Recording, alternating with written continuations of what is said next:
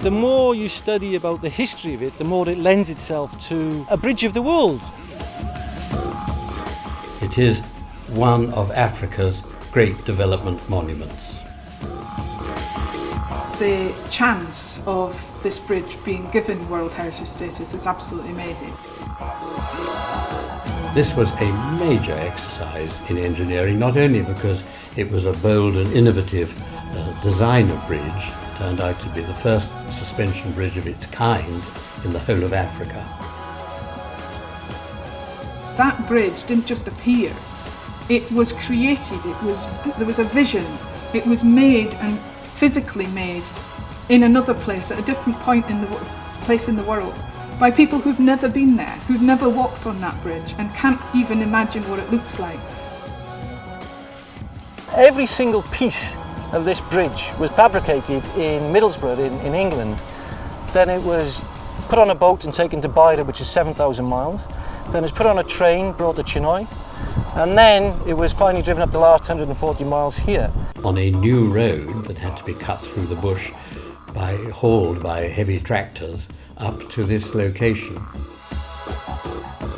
We had to make each piece quite small, only 700 weight, 7 tons, because they had to transport it. They couldn't bring in concrete mixers down this road that didn't exist because it just didn't happen in the 30s. It takes some 2 years to build from scratch once the site had been identified as being appropriate for the location of it. They had to construct huts out of corrugated iron because of the prowling lions and the leopards that they could hear.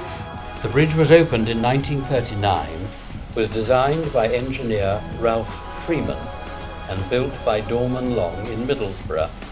Dorman Long, who were the contractors, previously had built the Sydney Harbour Bridge.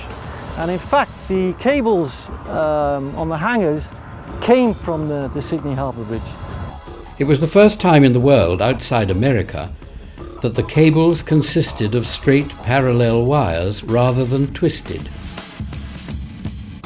The Sir Otto Beit Bridge is still used today as an integral part of the one-stop border concept to build a major route throughout Africa.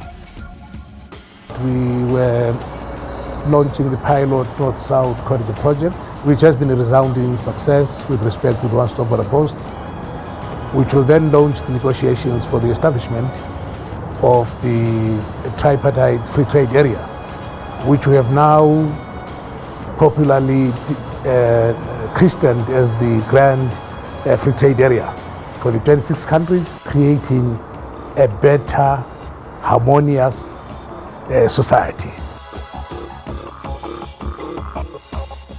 This bridge deserves World Heritage status because the more you learn about it and the more history, you find out that it's a very special bridge.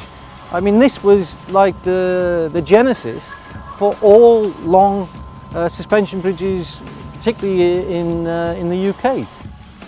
It merits World Heritage status because not only has it served its purpose and continues to do so for the benefit of the two countries and their peoples, but it's a historic structure and a very elegant one and a splendid example of the engineering of the 1930s. It's like an antique, I suppose. I mean, it's a throwback to the old days. I mean, it's great. I mean, it should be preserved for posterity, that's what I think.